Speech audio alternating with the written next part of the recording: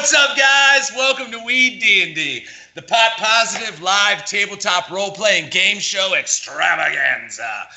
Well, that's what it will look like when we can get everybody in a room together again. As you can see, we're practicing our safe quarantine habits, wearing masks and staying 6 feet away from each other.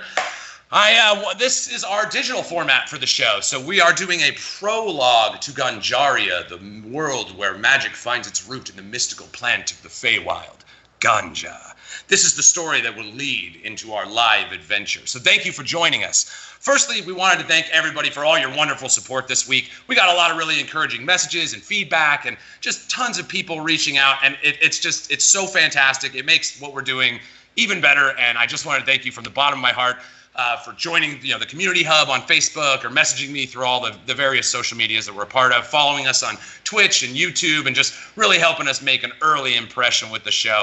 I thank you guys so much. I did want to say thank you for dealing with our technical issues. Obviously, we're battling a lot of stuff from the internet, and some of our cast members are actually halfway across the country. I'm doing my best, damn! Isaac is doing his best. He looks like he's losing his mind a little bit. I think he took his pants off. So here we are. Sorry, Isaac. I didn't mean to tell them you were taking your pants off. All right, guys. So that's basically it from me. What do you say we meet our sexy cast of WeeDnD? I'm going to take this little bad boy right here and pass it to my girl, Brenna. Here you go, girl. Hey, thanks. I'm Brenna Folger. I'm your resident CL fighter cavalier named Brunor, and me and my crocodile mount Brian are here to kick some ass and take some names. Take it away, Drew. Thank you so much. Appreciate that. Hey, what's up, guys? Drew here, Thoricusonics Heart. Feeling pretty pumped after that last bar fight. Feeling good. Yes. I'm loving it. So hope you guys are in for a good episode. I think it will be. It's going to be good. Yeah, so stay tuned. Thank you guys so much for your love and support. All right. I guess I should light this up now, huh? Yep. All right. Here you go. That's you, Gus. All right. By day, my name is Gus Langley. And by night, my name is Divot, and I am a little concerned with some of the things that are going on right now, but I think it's going to be fine. Here you go, Abby.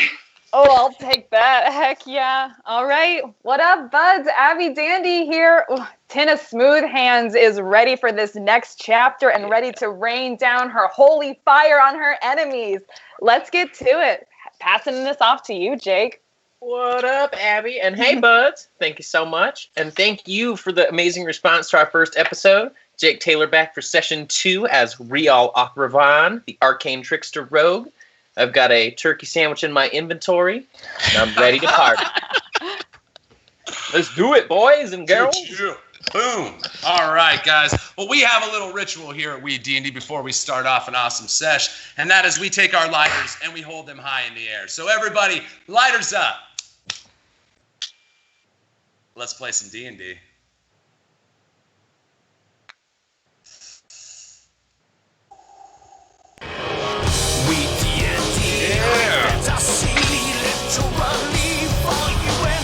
So load up, roll, and make a roll to take control. WeeDnD.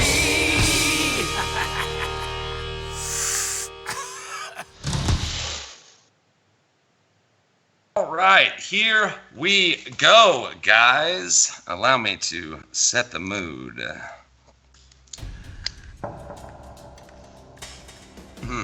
I was totally ready for this. Just remember how prepared I was when you talk about this later.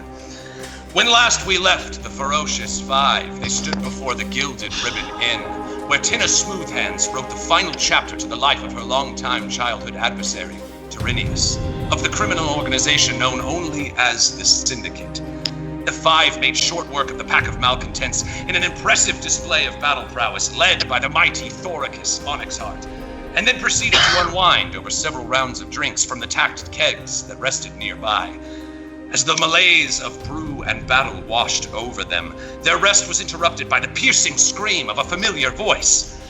They rushed to see what was amiss, and they pushed through the double swinging doors of the Gilded Ribbon. Their eyes fell upon a terrible horror. Shadowy echoes of the Great Druid Achaius had taken Martha Doubtshire, friend of the Five and Divot's greatest fan, in their clutches, dragging them down the road toward the shadowy Mirkwood east. A harsh sun sits in the high, still unmoving, beating down on the scattered canvas tents and hay-stuffed bedrolls of the refugees of the Shattered Isles. The air is hot and sticky, with a thick humidity that causes sweat to gather quickly in all the uncomfortable places. The smell of burnt rosemary from the ashes of the morning funeral pyre in remembrance of the lost. The people are mud-covered and beaten, unsure of their future, but instilled with new hope by the reassurances of the Five. And so they stand tall, despite the heaviness behind their eyes. We jump in, guys. You're standing in front of the Gilded Ribbon Inn, and you look across the way from the camp, just to the south of where your normal camp is sitting, and you see these shadowy figures making off with Martha. These are the echoes of Achaius, swirling dark horrors that appear identical to the Great Druid Achaius, other than the shadowy fog that spills from them whenever they move. Standing over 6 feet tall with broad shoulders, wrapped in a massive three-eyed bear cloak that stares with the same hollowed eyes as do the echoes. They do not speak, but only emit a raspy cry. Where their boots would be is a wispy cloud of black smoke, and they seem to hover just above the ground. You see Martha in their arms, fighting for her life, being pulled back and forth between the four of them. Martha stands, a cornflower blue-colored bodice over her 2 skirts with a porridge-stained apron, her cream-colored muffin cap hanging from behind her head as she's dragged away, and her blonde, tousled hair hangs disheveled. What do you do? Martha! Martha. So about 100 feet away, you see him. They're grabbing her and pulling her down the road that leads to the east toward the Mirkwood. I want to hop on Brian. Everyone, we should go after her. Quick, after them. You see Brian quickly looks up, very excited. He starts prancing his feet together. He's still a little heavy with man meat, but he seems prepared for battle. He runs up to you and almost nuzzles his little rope that you hold on to your way and allows you to climb on his back. Excellent. So I hop onto Brian, I love him so much. So I'm gonna hop onto him, and every time I ride Brian, it's kind of like a skateboard, right? So I kind of do like a surf skate onto Brian on my merry way, even stepping off on him, like to get him started. Oh, I love it. Yes. And he enjoys the extra help. Believe me, he's a thick boy. All right, so you guys see Brenner hops and jumps on top of Brian, who suddenly takes a serious face and his mouth tightens tightly. He looks forward toward the adventure and begins, slithering on the ground away as Brenner pushes with her foot to increase the movement. What do the rest of you guys do? Could I hop on Brian with you? So you can attempt to also ride Brian. You are not trained. So Brenor is a cavalier. She's trained in mounted combat. You could make an animal handling check, and if you pass a high enough DC, you'll be able to ride along as well. It may slow him down, you think, though, with the extra weight. Oh, if it's going to slow him down, then I'll just run behind. Okay. Yeah. So you guys start running off. You see it, down in the far corner of the camp, almost being passed around violently between the four. You see one will grab her by the the blue part of her bodice and drag her a little bit, and then almost throw her over to another one. You hear her cry out, "Oh, Diva, please, you've got to help me!" And you see she's looking around. She doesn't see Divot, but you can tell she's calling for him. Divot, true to form, starts breaking stride. You all begin running off towards them in the road to the west. As you run, you see as you run away, you see them. One of them turns and waves an arm out to you. Reaching out from behind the giant three-eyed bear robe. He reaches his hand out, and you see a swirling mist of shadow start filling the area in between the two of you. Now, this is a magical darkness, so even though some of you guys have dark vision, you're still having a hard time making out, through the mayhem. You see over where Ubaro's mercantile area is all knocked over and disheveled. It looks like something has already made its way through here as well. You're looking around at the farm stocks and the bedrolls, and everything's in tatters. It would appear that this attack may have been going on for a little while you guys were inside of the inn. Oh, no. Oh. Shouldn't have had beers. So you guys are starting to run. You know, you're covering your eyes and going through the dark, trying to figure your way, and you find yourself getting to the main road. So you see as the smoke and the shadow kind of slowed you down a little as you tried to figure out your way. Brennor in the lead, riding on the back of the mighty Brian the crocodile, and slithering down the roadway, moving with a finesse that normally you would only see in water for a crocodile. Brian seems very skilled at both modes of transportation. Brennor, shifting her weight and moving on the sides of him as he slides through and kicks dust up on either side. You feel that hot air beating down on you. You guys run in here. I just want to make sure you can see this. Are you guys seeing the roadway here? Yes. Yeah. So down this long, winding roadway, still about another 100 feet away. It's as if you've made no ground on them. You see these three druids grab Martha and throw her into this tree clearing here. And each of them, you see, follows suit and runs in past them. So do you guys continue your pursuit? Yes. Gotta keep following. Yeah. Yeah. You gotta get Martha back. You're running down toward the area where the clearing and the trees that Martha was so violently thrown into, and you hear a couple other cries emanating from the same area. You hear a small, familiar voice. Hey, now, what you doing? What you doing? Come on, help me! And you hear, Badu, you would pay for this, says you, Badu. So a couple other familiar voices from the townsfolk are apparently under distress as well. As you make your way past a couple of the trees on the left and the right of you, about midway down the road, you suddenly hear the rustling of bushes on either side of the road. And from behind this rock to your right here, you see leaping out two of these shadows of Achaius, reaching out and in midair as they leap over the rock, you see them jump up and the bear cloak flows behind them, their dark eyes fixated on you. And as they fly through the air, they begin to change. You see the black smoke wraps over their body and they begin to turn into animals. A giant bear face emanates from the shadow. A giant large bear standing 8 to 10 feet tall in front of you with sharp black smoky hair.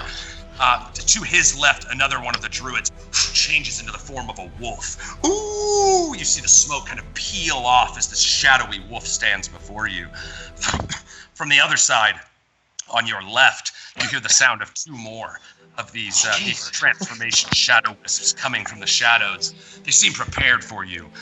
They each of them reaches out and turns into a big cloud of smoke as well. Coming out of both of them as well are two more wolves. You see they look at you with these scary, piercing, dark eyes that appear to stare into your soul, and they're frothing with black smoke at the mouth. They seem prepared for battle. What do you do? So I stop on Brian. When I stop on Brian, I skid to a halt, kind of like Tokyo Drift. Like we go skid to a halt to and stop so I can hop off of him. And I go, Brian, head that way, get behind me. So you see Brian's he makes that little nod that you know exactly what he means. Where do you want Brian to go? I just kind of want him to get behind us. Okay. All right, so you see Brian, not a battle crocodile, but a mount crocodile, slithers back here, kind of tucking himself behind that tree to the left. You see as he scoots back a little scared, he shifts in the bush, and then you see him look down, and there's this big budding onion, and he's just, and he takes a nice bite of it. Classic. And so Brian seems. Thank God there's always snacks. Always. Okay, so I come up hot on the heels, and I want to come up to this first guy right here, and I look right into his eyes, and I want to cast blindness on him. Okay. I want to confuse him right out of the bat. All right, so go ahead and cast it. I'll check out his saving throw. Do we know what types of creatures these are? You do not. You just know they're kind of like shadowy. Well, obviously, that's a crit hit, guys. Sorry that it worked out against you there. But we like to take a hit on a crit around these parts. So our first roll of the night also happens to be a critical roll. I think we're on to something here, guys. We're coming in hot. Yeah. Unfortunately, Tina, as you reach forward and your hands glow with a burning light, and you place your hand on the muzzled front of this wolf's face, and the holy light emanating from your hand gleams past him. But as you touch him, the smoke dissipates, and you feel like you're not actually making contact with anything. He was able to pass his saving throw, so unfortunately, he is not blinded. Okay. You see, in retribution, we're going to skip initiative on this, guys. We're just going to kind of do like a back and forth fun thing with each other. So the wolf, seeing you, come in at him, it's going to attempt to take a bite at your hand. Oh! Two crits? Come on! Oh, remember last week when Are I you couldn't kidding? roll nothing, son? All right. You're kidding! I said I'd be back for you. I said I'd be back. Be All right. Tina, so as you reach this hand out and set it on this wolf, you see the smoke splits the face entirely in half, and then you see the wolf head reform sideways, and the jaws close down on your hand. You are going to take a little bit of damage here. And then also give me a strength saving throw. Oh my god. This is not how I'm dying. I'm sorry, I rolled twice.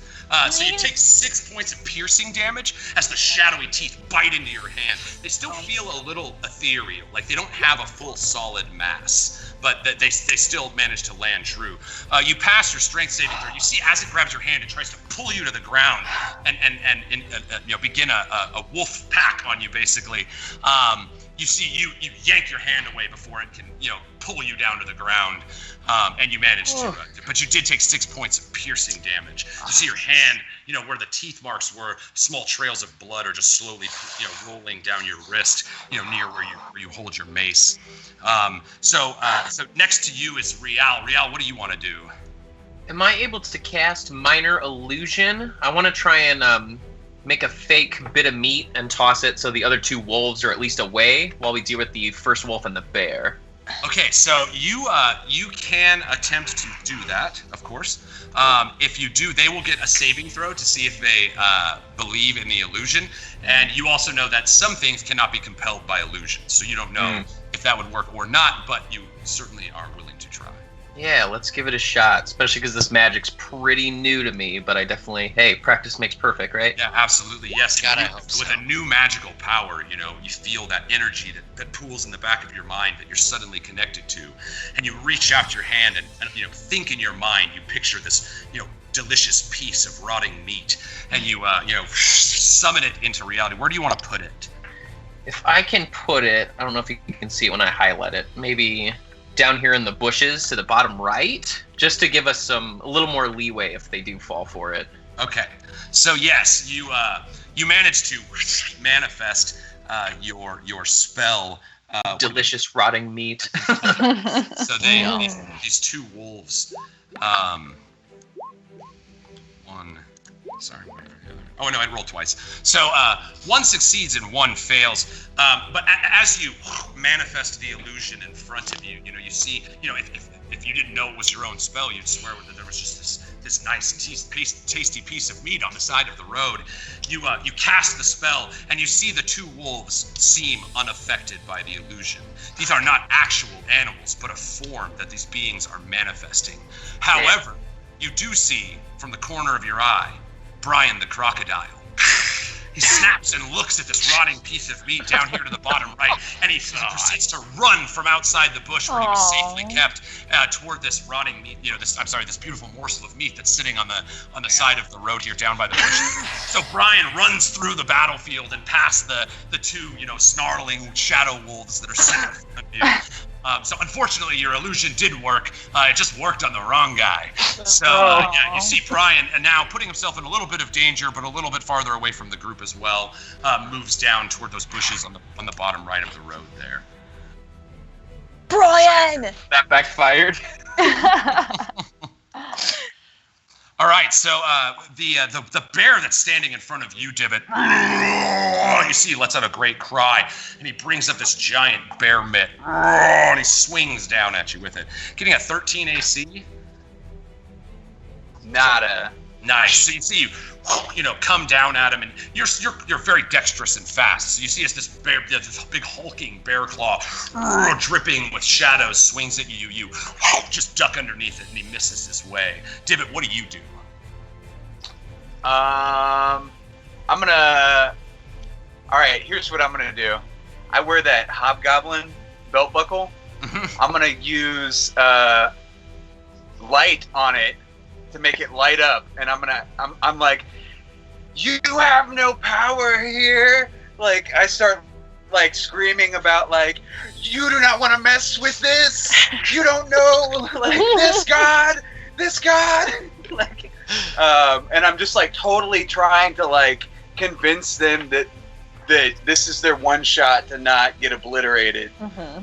All right, so you see in your hand you pull the belt off. I'm assuming, yeah, so you can whip it around. All right, Yeah. Yes, you pop the belt buckle and slip it outside, and it gleams in the sunlight like a magic weapon, summoned from the ethers. You pull it out, and with a flare of your hand, this magical bright light starts beaming off of the hobgoblin faced belt buckle. You start whipping it around. I'm gonna go ahead and give them some saves, and it may have distracted them. And which would grant them a disadvantage on their next attack. Actually, both fail. So yeah, you see the bright light against their shadowy form. As the light swings through, it almost pierces the cloud of smoke around their bodies and drives it away. And so you see them kind of, the bear is like shaking its head back and forth. The wolf is whipping back and forth. After being pushed aside by 10 of Smooth Hands. Brennor, you're standing there. You see Brian running in front of you toward this illusion, but to your right, there's this giant bear that's trying to take aim at Divot. What do you do? So the bear's the closest to me, yeah? Yes. And we've established that they can be touched because. Okay, good. Because I kept thinking like the smoke would move. Okay. So with the bear, I see Brian moving, and I want to take my longsword, and I just want to swipe at that bear as hard as I can. Nice. Reach back. Go ahead and give me the attack on that. Sure will. Here we go. Watch out, bear. I'm coming for ya. And so I clicked it, so it may take a sec. There I go, blah! All right, 19. That's true. So you strike with your longsword. It comes down and it cuts through. At first, you're worried. You feel the blade start to move through the smoke, and you're like, "Am I ever gonna catch a body? Is there ever gonna be something to make contact with?" Right. But about halfway through, you feel your blade land true, and you pull it out. And as you pull it out, this black and red blood drips down your blade. The bear is very badly wounded, but he is still there. You see he's still dealing with the blinding light as Divot's whipping this belt in front of his eyes. But you did land true. Thoricus, you see, you've now watched this melee. Divot stands beside, swinging his light belt buckle in the eyes of these shadowy creatures, and Brenner seems to be putting some work into their bodies. What does the Dreidel of Doom do? Stand aside, fellas. All right, so I'm gonna try to get in between the bear and the wolf over here. I know I'm gonna put myself at a slight disadvantage, but I'm gonna try and take care of these clowns real quick. So yeah, you enter their threat, but you don't move around in it, so they don't get an attack of opportunity, and they're so distracted from Divot's, his illusion or his magic that they're not able to actively come back. They have no reaction right now. Outstanding. Right, so then I'm gonna go ahead and hit up Yogi and Hey, yo, boo boo. you boo boo. We're gonna get sued. Oh, sorry. Wait, I thought Hanna-Barbera was dead. Is that not a thing? I mean, sorry. Is it a person named Hanna-Barbera, or is it? She's gonna be pissed. Come on, Hannah. Is that not a thing? Hannah. Ooh, there you go. What's up, big boy? 18 armor class. Thoricus, you walk up as Brenner pulls the blade out. You follow suit right into the same spot. Almost like a logsman cutting down a tree. She leaves this wedge in, and then Lucille, glimmering in her glory, makes contact. Boom, and splits the shadow in twain. Nice.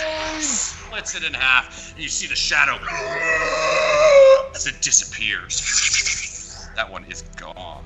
Nice. Thoricus, bringer of doom to many, has once more brought the end to this evil creature.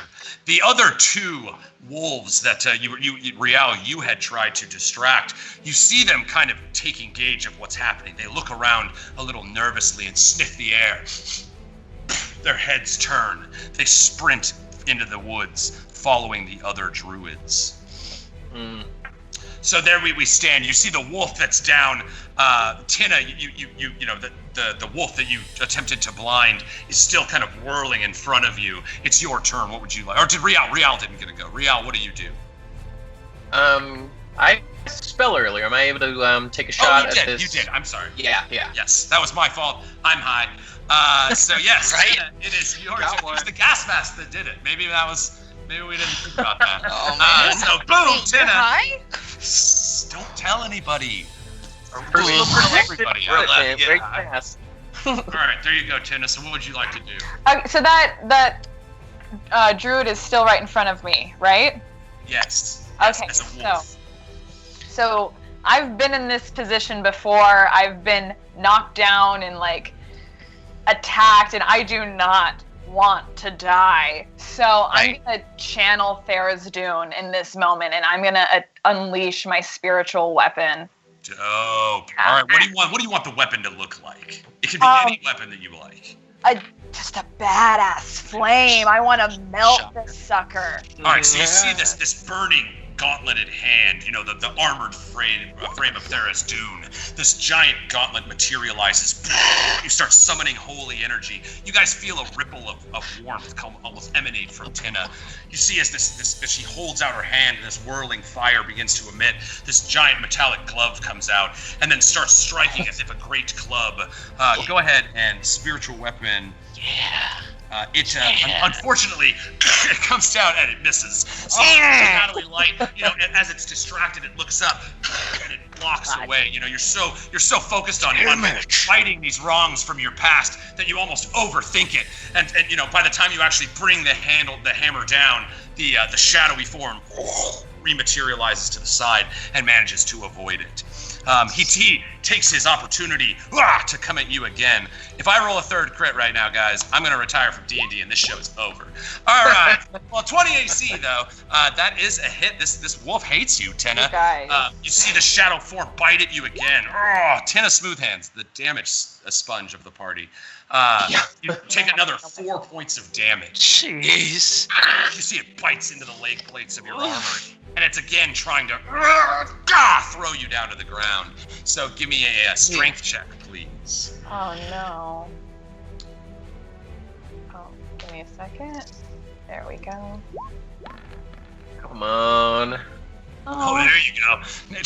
Okay, there we go. All right, so it's got you by the leg, and its shadowy teeth are bitten in, and you take the 4 points of piercing damage. Mhm. And all of a sudden, it starts trying to pull you to the ground. You just give it a good kick. Boom! Yeah. Blast it right in the face. Yeah. Take that. You see it falls Kick, down, kick. still kind of reeling from the light of Divot's belt. It's on the defensive. Divot, what do you do? While holding the belt and acting like the belt is what's like enabling me to do it, I use chill touch, and I'm like, Chill touch, which is neither a cold spell nor a touch spell. Fun fact. All right, give it to me. Give it to me, Divot. You see you summon your skeletal hand, almost in stark contrast to the holy, radiant, armor or arm of the fiery Tina Smoothhand spiritual weapon. Ooh, crit hit! Man, we are gonna be really torn, really hurt I'm tonight. gonna be torn apart. Can't wait to Oh, Jesus. All right, so boom, nice. That's Wait. max. That's and you also even rolled max damage on one of those too. So that's 10 damage. That is enough. Divot, you see, as this shadowy form, is getting kicked away from Tina Smoothhands, you pierce out this skeletal hand that burns with green arcane energy. The hand shoots into the shadowy form and grabs it where its heart should be, and you see the shadow wither away. Nice. You guys look over and you see Brian very, very upset, trying to eat this strange thing, and every time he bites through it, the visage of the meat shifts in front of him, and he's angry. You see a tear coming out of his eye. All he wants in the world is a bite. It's a tasty morsel.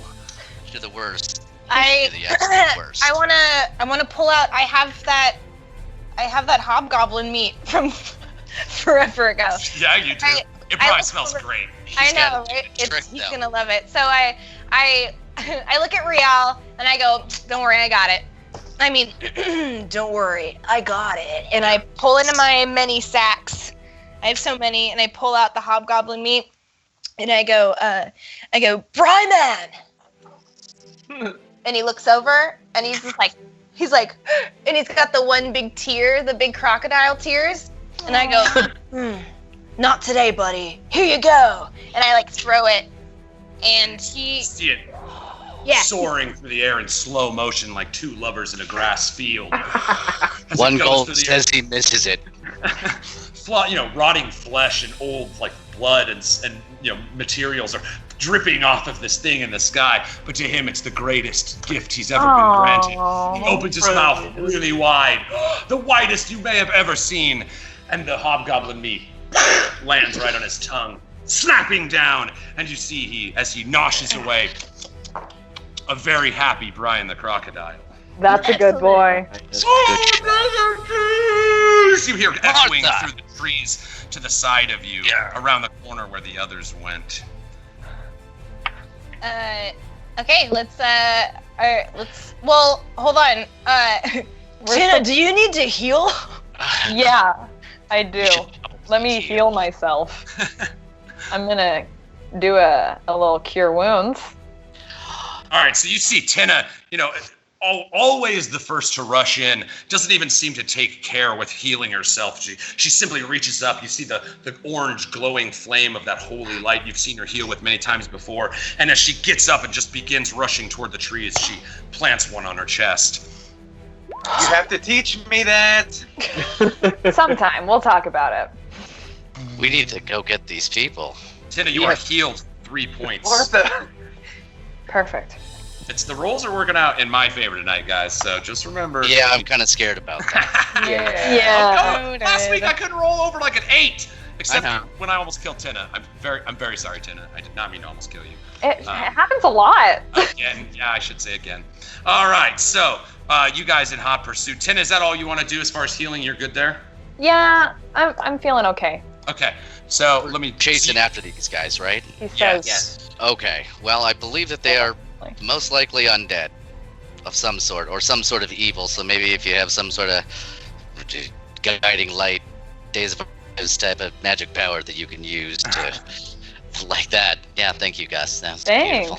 Gus, don't you have or Divot? Don't you have something that a turns light undead? ability? A turn undead or something like that? Oh yes. What yeah, are you you asking? got that. Ask me again. I'm high. I forget it. Yeah.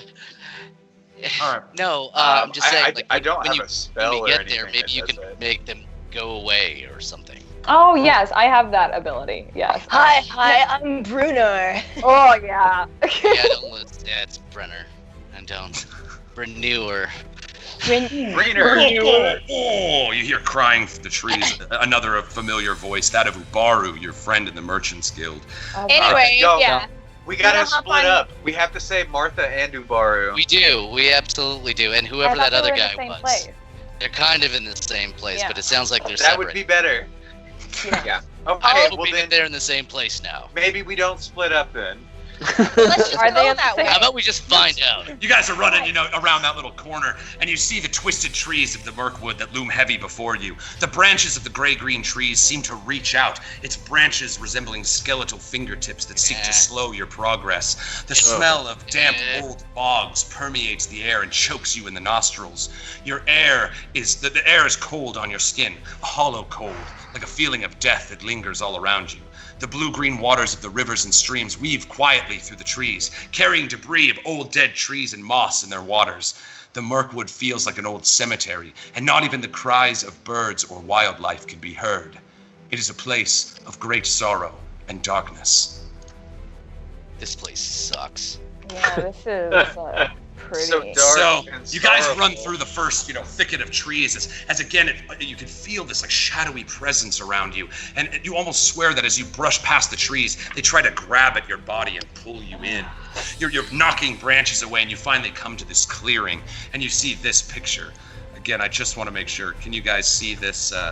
You guys in a clearing on the left side here? Yeah. Sure. I'm still getting better at Roll20, so pardon my miscue there. Dude, you're So rocking. yes, I love it. you guys come into this clearing and you see in front of you the same twisted, winding path. An old, you would imagine, like loggers' road. That's an actual trail, like a muddy trail that goes before you into the trees. And before you, you see one of those shadowy figures clutching Martha.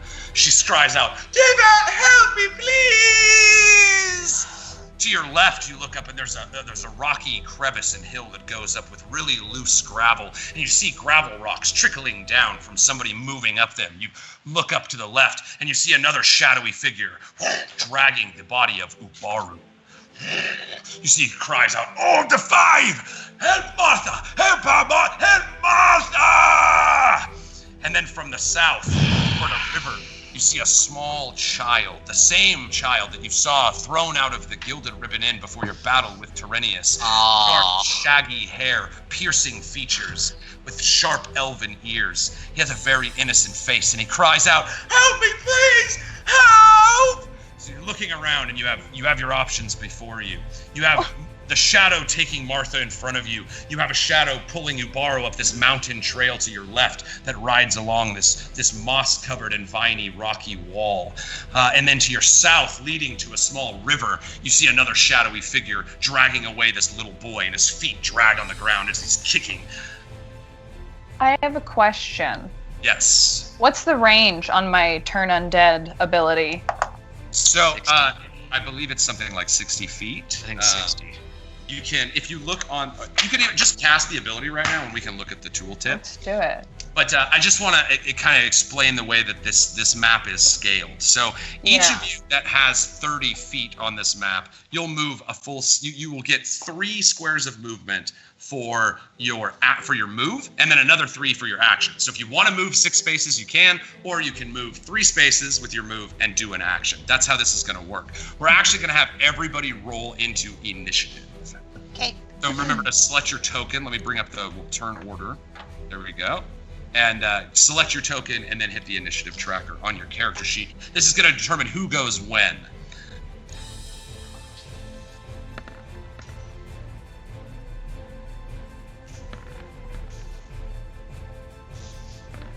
Yes. Yes. All right, so as you prepare to move, the shadows have a bit of an advantage. You see them move. Boom. The one before you dragging Martha, her little muffin hat dragging in the mud. It's just clinging on barely to her foot as she drags away. You see her, and the trees seem to close in as the shadow fades and be offering protection and aid to these shadows. To the south, you see the boy. Oh no! Whoa! Splash! As this water erupts as he's dragged into the river. You see the shadow actually floats above the water. It doesn't seem to be touching it, but it's dragging the boy through the water behind him, almost maliciously. And you see as he edges around the tree corner by the bank of the riverbed, you see him disappear. Thoricus, what do you do? Well, obviously we have to split up. The most agile should go up north, over the rocks. Divot, you should absolutely go after Martha. I'm inclined to go with you, or Brenner can go with you, and then whichever No. one of us is left. No, we can bro, go after I'm going the boy. south. You better believe I'm gonna hit that water. Yeah. Oh. Yeah. Get that water, save the boy. All right. Divot and I will go after Martha. You guys go after Ubaru. Okay. Yeah. You go get wet. You go get the guy, and we're gonna go get the old lady. So you see Thoricus steps up, a commander in battle, a very skilled tactician, a battle master by trade. You see very quickly, he lets everybody know what everybody's gonna do. And as he waves over to you, Brenner, you're like, and he's like, And so you guys prepare and you're ready to engage. You go ahead, Thoricus, and take your turn. Again, your move would be 3 squares, and then you can either use an action or get another 3 squares of movement. That's how this mechanic will work for now. Then I because I can't even see him on the map now, so I'm gonna have to move my 6 then, correct? Correct. Okay, so as you finally, you start running down this old mud path. Your feet kind of stick into this old, wet, very damp ground. You hear them kind of suctioning as you make your way through your stout, mountain dwarf body, hurling through the mud. As you weave through, again, the trees are reaching out towards you, and you knock them away with Lucille and prepare to lay some heat. You continue to use your movement. Finally, you make it a little bit around. You see one of the trees, pulling back a little, and you see around the corner there, Martha being drugged by this shadow. Drugged? Yes. He's just putting something in her drink. Whoa. No, yes, we're being drugged away by the shadow. So that brings us to Divot. You're up. All right. I'm headed towards Martha as far and as fast as I can go. Okay. So, we'll take 6, 1, 2, 3, 4, 5. So you'll be able to get if you use both your moves, you'll be able to close the distance a little closer than Thoricus. Your steel resolve, your care and concern for this woman is leading your feet. You move at a brisker pace, reminding you of former times that you all have ran together into crazy scenarios just like this one. You're not able to make it to him, but you see just up ahead of you, about 60 feet away, looking back, is the shadowy, Achaius visage, the echo of Achaius. He turns over his shoulder and waves up his hand. In front of you, you see him summon another field of shadow, blocking that path and hiding his actions from you. All right, so yes, in front of you, there's like a small void, and you cannot. Oh, shit. Do I still get a bonus action? Yeah, if you want to use a bonus action, you absolutely can. Yeah, can I use Mantle of Inspiration? Yes. So go ahead and hit that. You want to summon your motivation, your leader's mantle. What do I need to hit to do that? Just click on here. I can pop in there and see. I think that's a class ability, so yeah, it would be through your class section. Let me pull it up for you. It's kind of nice being able to hop on your guys' sheets. So here we go. You're just going to click on the name. Hop on it. And then click on the little chat. That's it. You'll just click on that little chat bubble next to it, and it'll pop it in. So, as being a part of the College of Glamour, Divot gains the ability to weave a song of Fey magic that imbues your allies with vigor and speed. Cool. As a bonus action, you can expend 1 use of your bardic inspiration to grant yourself a wondrous appearance. What are you going to look like, Divot? I want to look like a 6-eyed bear person. Nice. All right, so as you see, Divot, what are you going to be like a shining light bear, or would you like to be any color of your choice? So I want to look like a man from here down, but have bare arms and a bare head, and like 6 eyes. All right, this monstrosity. You guys, you've never seen Divot access this power before, and he blooms in front of you into this body of a man with bare arms and 6 eyes planted on his face. So you get to choose a number of creatures that you can see and who are within 60 feet of you. So right now, you can actually hit anybody of your choice, except maybe Tina. I don't think Tina could get it. And each of them will get 5 temporary hit points. Okay. Yeah. And how many of them do I get? You can't hit Tina. Oh, okay. Well, then let's just. Can I do it for everybody? It's your charisma modifier, which, if I recall correctly, is 3. Oh, okay. It's a lot. Yeah, you have a 16 charisma, so you have a 3. So you can get 3 of your team can get this these extra hit points. Okay. All right. So I'm gonna give them to myself. Smart. Okay. I'm gonna give them to Tina, and I'm gonna give them to Brunor. Briner. Nice. Briner. Branner. So you guys have experienced a little magic of the Some Feywild, round. through the destruction of the Shattered Isles, and a similar magic kind of weaves through these dark trees. The air begins to smell a little sweet as Divot harnesses this magic of the Feywild to create this wondrous appearance, seemingly maybe connected to the mushrooms from that region that he ate several nights before. That you are swelled with a magical sense of inspiration. Each of you that was named gains 5 temporary hit points. And when you get these hit points, you may immediately use your reaction to move up to your speed without provoking attacks of opportunity. So each of you that got that move gets a free 3 squares right now. Oh. Cool. Excellent. Divot. Divot, since you got them, that includes you. So let's start with you. Let's move you first. So go ahead and you have 3 more squares of move. Do you want to attempt to move into the shadow? Yes. Yeah. All right. So I got your back. sorry, a little bit of there we go. Boom. So Gus, you're gonna go ahead and make a wisdom saving throw for me. As you move into the shadow, you feel the smoky blackness start coming into your nose and lungs. All right. You said a wisdom saving throw? Yes. Did it go? We're still waiting on roll. Lag. There we go. There we Here go. it comes. Come on. All right, so you Come have on. failed, Gus. Oh. As Divot runs into this cloud of smoke, full of this renewed vigor and energy, this massive body of a man with these giant bear arms and a huge bear head with 6 eyes. You wade into the shadow, and then you start breathing in the smoke. You're dropped to your knees. Your move is over. Tina, what do you want to do with the move from Divot's inspiration? Ubaru is north. Ubaru is to the north. You do know that the loose gravel and moss there on the rocks would be difficult terrain. So for every space that you go through, it would cost 2 squares of movement. Well, that's where we agreed that I was going, though. So Yes. that's where I'm going.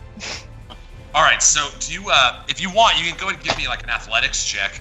Yeah. You can attempt you to can jump do that. over the first. Yeah. You're running up a dirt I'm hill, so athletic. it's a little hard to jump too far. You're Right. also small halfling, Yeah. but you can clear the first patch of difficult terrain. I don't- Again, unfortunately, you're just not the warrior that you see yourself in your mind. And you start running, but your little Lightfoot halfling, feet drag on the ground, and you fall in the gravel. No cost, but it does still take 2 squares of movement to move. All right. You use 1 to get there. We'll get you here. So you still can move 1 more square. Would you like to continue northward? Yes. All right. So as you jump and you kind of fall on the ground, but you're dedicated to saving your friend. You start pushing yourself up off the rocks and dragging yourself up the way. You're still kind of loosely shifting in the gravel, and little dust clouds pop up, and you're coughing away the little plume from your fall. But you do kind of see a little bit around this corner. Boop. You see Ubaru dragging behind his regal purple robes, all now mud-covered and tattered. You see a ring on each of his fingers with a different colored jewel in it, and these large silver hoops that hang from his ears on his gaunt, long face. He looks up at you, surprised. Tina! Tina! And he reaches out. He starts getting choked as his shirt is pulled back. The shadow continues dragging him toward a small wooden bridge. Brenor, what would you like to do with your movement? I am heading south, baby. All right, so you move 1 square. This is just your inspiration movement. Yeah. From the inspiring mantle. You see Brian pumped and ready to go. In rare form, just begins slithering down this sloping, mud-covered grass hill that leads down to this riverbank, where you see the small elfish boy's feet kicking and splash around the corner. Let's see here. All right, did you move? Oh, sorry. I didn't know if you were gonna do Oh, it. no. It was just Oh, yeah, I could. He can't do everything. Here's 3 there. Okay. Jeez. I was doing everyone else, but I just didn't wanna. All right. So I have I love you so much. It's my band. It's my band. Okay, so we're just gonna do an initiative by zone now. So Tina, you've gone. Rial, what do you do? Let's see. So I noticed when she was starting to head north, God bless Tina, she's always got that initiative. I'm going to follow suit. So dedicated. Mm-hmm. Yeah. Top diagonal up here. Am I able to go just north of Tina here, based off of the rough terrain? Oh, I'm happy to have the company. Would you like to attempt a similar thing? Like, would you try attempt a little athletics check or acrobatics check? Yeah, absolutely. Whatever you'd like to use. Let's see what I got. I got a 5 in acrobatics. I'm gonna give that a go. There you go. Oh, yeah. Live elven form. I told you. So you manage to clear one space of the difficult terrain. You jump up and reach up to a branch that's hanging down, and you swing your body from it a little bit, and you land, and the gravel shifts between your feet, and you kind of walk up the hill a little slowly. But you do manage to get yourself on that top rung there, which shows you this mountain path. You see, it leads up to a wooden bridge over a ravine that drops to the trees below, and just after the bridge, it begins going downhill, and you lose your sight of it over the embankment. You're also both aware of this large moss-covered sheetrock wall to your left. Oh. A steep and perilous cliff edges with long green vines that twist down them. This is a very dank and old place, a very old wood, if you recall. Ubaru's description. Very dank. Dope, dude. Very It's just dank. saying, Extremely dank. All right, so Rial, that would actually be both of your moves there. Do you want to? Oh, you have. Would you like to use your cunning action? Ooh, certainly. I would love that. Look at it. So you get, as part of your cunning action, you will get another move, basically. So 3 more squares for you. All right. That would put you right on the heels of this shadow. When he moves on his turn, you will get an attack of opportunity. You see, you quickly with your rogue cunning, you take another branch and swing up to a wall, and then your feet press against the rock, and you leap forward, and with a somersault, spring back up onto your feet. Your rapier comes out at the ready. Your turn is over, but you're right in front of you. You see Bar looking up at you. You're almost stepping on his robes. But he looks up at you with a great smile again. A man who smiles very rarely.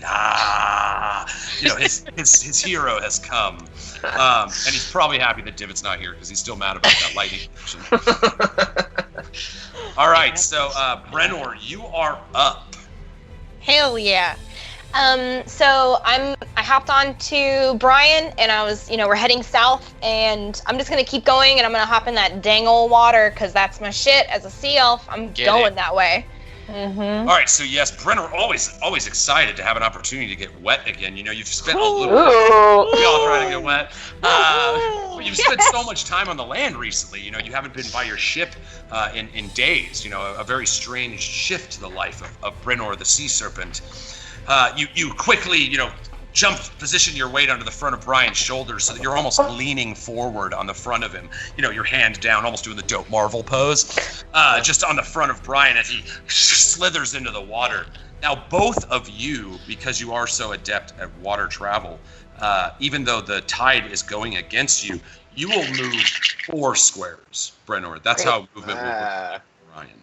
All right, so you managed 1, 2, 3. It'll get you to the water, but not too much farther with the rest of your move, unless you wanted to do anything else. So now that you make it around that corner, you see ahead of you that the river continues on through this winding mist of skeletal fingery trees with little leaves shivering off, and almost no sound. Even the river that's flowing has very little sound. It's an eerie place, and we feel the water rush over your body, and even though you don't need to, you have him take a little dip just to wash your green hair and blue skin and a little of that sweet moisture. And you come up and you've got a little twig sticking up and a little piece of moss and some mud just poop it off your face.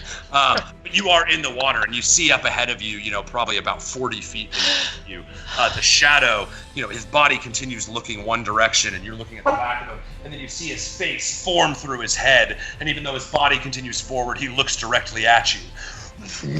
He waves his hand up, and you see a great dark shark Oh no! come up out of the water. And it's like that video of the great white cresting, which is just incredible. You see this big, massive shadow form, almost too big to sit inside the river, breaks through the water, and splashes down.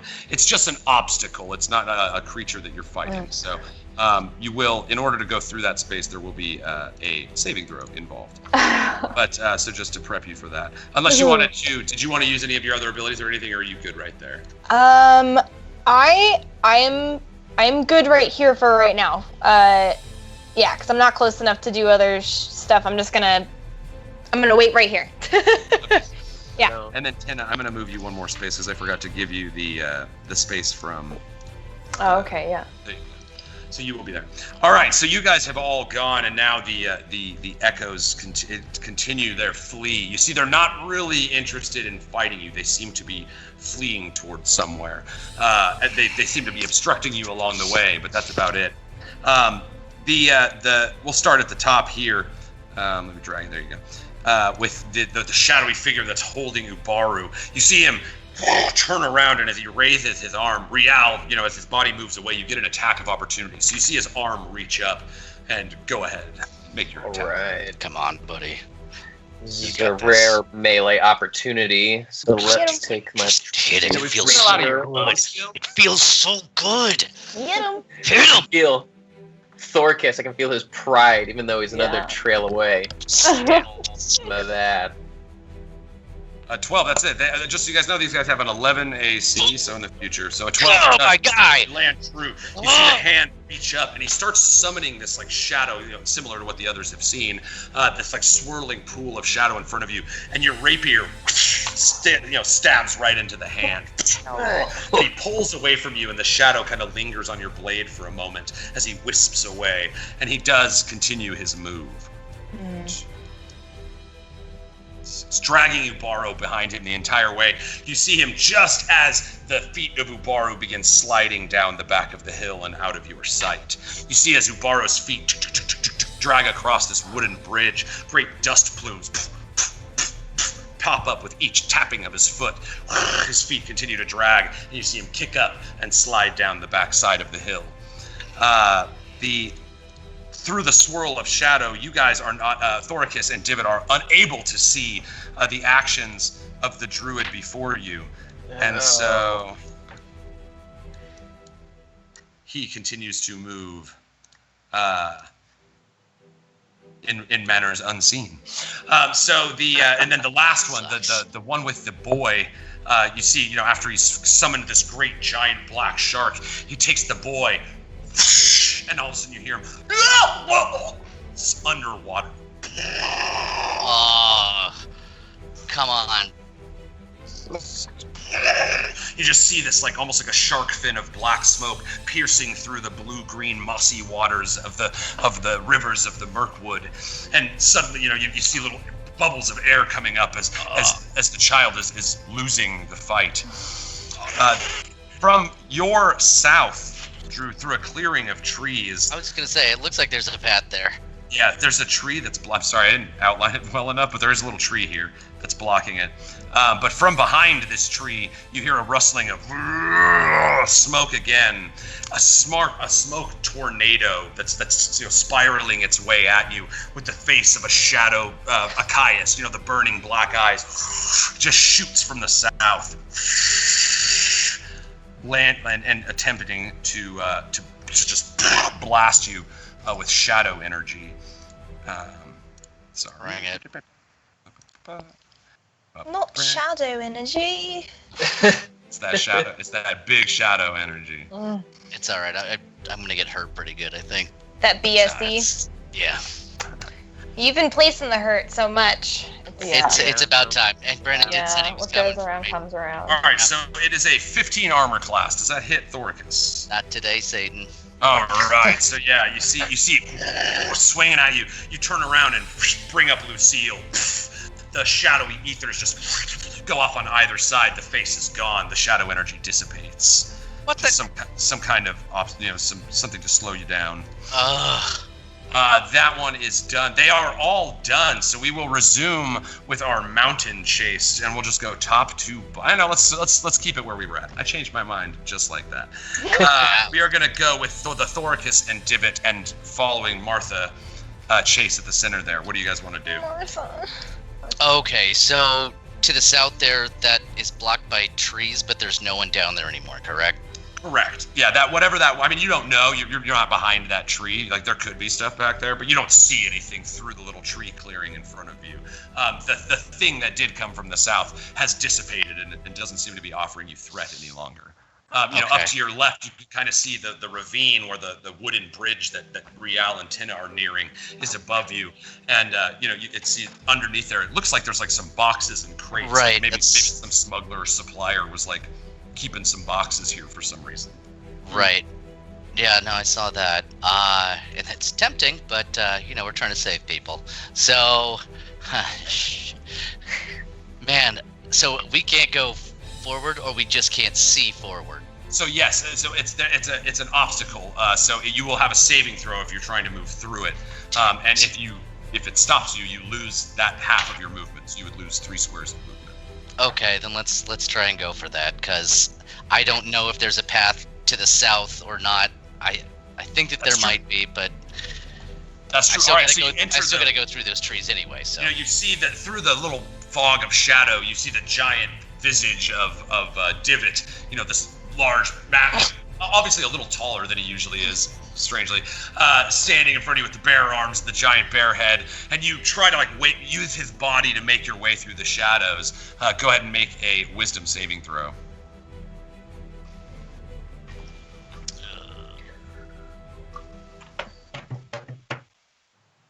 Why isn't it letting me? Oh, I got it, because I have to click on the window. Dumbass. Boom. So that is not good enough either. So that first move, as you enter the shadow, you kind of start bumping into Divot, and you're thinking, like, if I move this way, I'll get through, and yet you still manage to bump into him somehow. There's this strange swirling gravitational energy with him. It's like big bear arms and stuff in my way. It's so weird. You see 6 eyes of a bear just terrifyingly looking at you with the smile of Divot and the little goatee and beard. It does stop your first move. You can still attempt again to push through that. So you have one more saving throw because you have another move. Oh yeah, well let's get stupid with it, Oh, unfortunately that is not good enough either. You are trapped in the shadowy maelstrom. Divot, what do you do? It's rigged. It's rigged. So abort mission. I don't know exactly what's going on, but I can't see because it's dark, right? So I'm gonna try to illuminate the situation. I grab my weapon, my crossbow, and I light it. So you cast light. Light the bolt. You light your staff, your crossbow. You hold the little wooden handle in your hand. Glows with the same light that it had previously. Yes. So it looks like a cross. So you can actually through the shadows. It's a magical darkness. So you see the magical light and the magical dark fighting for dominance in front of you through the chaotic maelstrom of the shadow storm. And you cast your light in front of you with the force of your will, and you almost see the shadows clarify a little bit, and you see a way out. So you will both currently, because of this, get to make your saving throws with advantage. So that's one of your moves. Boom. If you want to use your other move, you'll make a wisdom saving throw, DC 13. Damn it! I am not very wise. All you can do is kill. Remember? That's all I can. I cannot help anybody. Those All are I do is your- kill. That is So I need to do a wisdom saving throw as well? Correct. Okay. And if you pass, you have advantage on this. You have to have DC 13. If you pass, no, that's just to use your movement. Oh, okay. So you're using your other half of movement right now, Gus. In order to do that and not be stuck in this obstacle, you have to beat a DC 13 wisdom saving throw. Oh man, I just missed it twice. Son of a. Boom, failed. So yeah, even with your magical ability to, advantage through this light, the swirling shadows trick your eyes. And as you start walking and thinking that you're all the way through, You're actually walking up the backside, back the way you came, and you feel this madness in your head, the shadows just clouding your thoughts. You breathed it in; it stopped you before, but you turn around and continue your way through. So the battle of the Maelstrom continues. Rial to the north. You stand looking at the feet of Ubaru dragging over the hillside. What do you do? I would definitely like to gain some ground. I want to use. Yeah, at least 3 spaces to just kind of see the path up ahead a little better. Okay. I'll be right here on the bridge. Okay. And then I'll give you a little. So you see down the hill as it steeply winds down this ravine. You look over and you're like, "What the?" That is standing in front of you. There's this tall, strange temple. That's cut into the side of the wall. It's a remnant from the old worshippers that once called the Mirkwood home. The carved sandstone steps lead up to this rounded great stone archway that's surrounded on either side by crumbling pillars, withered by the winds of time. The hewn stone walls are covered with now faded carvings. This once great, now dilapidated temple whirls with a dark energy. The mouth of the doorway seems to be drawing you in as a frigid wind seemingly breathes in by the ancient building. A soft red glow emanates from within. I don't like that feel. I don't like that feel one bit. Do I have any action remaining after you have moved? So you have moved. So you still can either use your action or move another 3 spaces and try to get that AOO when he runs away again. Okay. You do see as you step onto the wooden bridge. This is like an old quarry bridge. So the wood is shattered and splintered, and the weight of your body on the boards kind of sags it down, and you have to catch yourself as you're stepping across. Just as you reach the other side, the wood gives way under your foot. You're agile enough to catch yourself. You pull your foot up, but one plank of wood falls down and just like clinks on the boxes below. You see the bridge is kind of creaking. What do you want to do with the rest of your turn? You have a move or an action? I don't want to stay on this bridge. That's for sure. You're right. I'm just going to go ahead and use the rest of my movement. So I'll be right here where the Echo was standing. So you get that attack the same idea, exactly. Setting yourself up, a rogue, you're adept at finding the advantage in any situation. You realize that staying up in pace with him is probably your best way to whittle him down before he can make it wherever he's intending to go. So you move into position behind him. Tina, it is your turn. All right, cool. Watch the bridge, Tina. Yeah, and I'm feeling nervous at this moment. I was just super loud and super clumsy, and I just saw that bridge snap, and I'm just a little halfling. I'm small, but I'm heavy, and I'm wearing all this heavy armor. Thick. Yeah, I'm thick. thick. That's it. And I'm looking at this rickety bridge, and I am not about it. So I want to get over it as quickly as possible. Okay, so you get 3 moves, and we will say you are rushing. Do you want to what would you like to do? Would you like to try to jump over it, or just run across it as fast as possible? Wall run. It would be different Wall checks. run. I think I want to little pitter patter feet. I want to run as quick as I can across. Okay. Wisely choosing to avoid the hole that you saw, break through when Rial lost his balance and nearly fell below. Go ahead and give me, since you're trying to use your agility, give me a acrobatics check. Yeah. That's my stronger. Come on. Nice. There we go. That's good enough. So, you see, as your foot starts to come down, you look and you're like, oh, the hole, you get that feeling in your stomach right before you fall a great distance. And then you're like, oh no, we playing for this? Up! And your foot just slides past the hole. Yeah. You see the bridge kind of weaves to the side as you try to avoid it. The whole thing kind of ticks down. You look down and you see the boxes below and some scattered rocks and a couple dead animals that have probably had a similar fate. And you manage to rebalance yourself and clear it to the other side of the bridge. You're standing just behind Rial, who is tactically set for his advantage. Brenor, you feel the rushing waves of the water going over you. Again, even the water moves silently like a river of syrup, just very slow and quiet. You, with a renewed sense of vigor, being once again in an aquatic environment, being a sea elf, you feel right at home. You and Brian lock in. What do you do?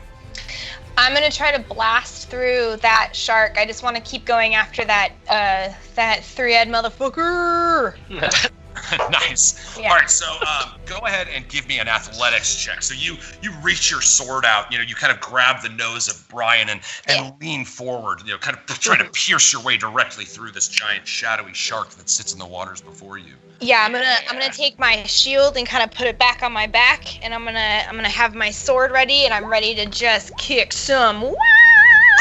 Oh, nice. 19. Plenty good. Boom! See the obstacle. Sword.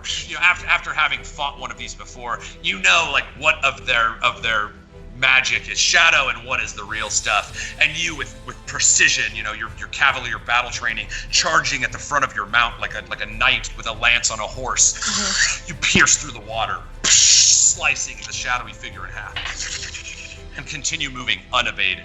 So you have 8 full moves. You get 1, 2, 3, 4, and then 4.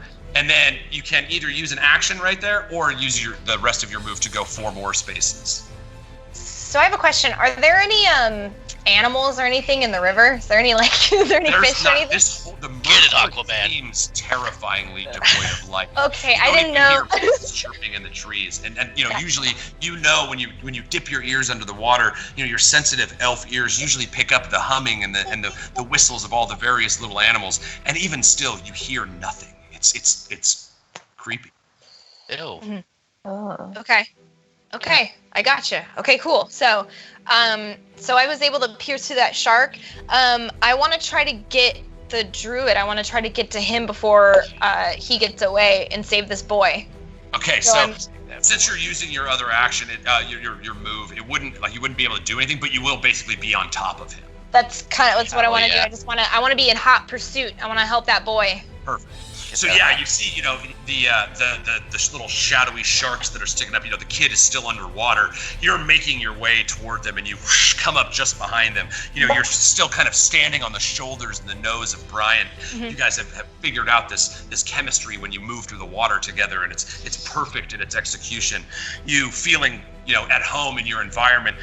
Look down, and you see the little boy, little air bubbles coming out of his mouth, but he makes eye contact with you. He has these piercing blue eyes that connect with you even through the dark and muddy waters. Nice. And you as a champion of of the hopeless, really feel that cry to the hero spirit within.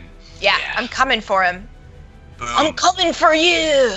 All right, so the shadows take their turns.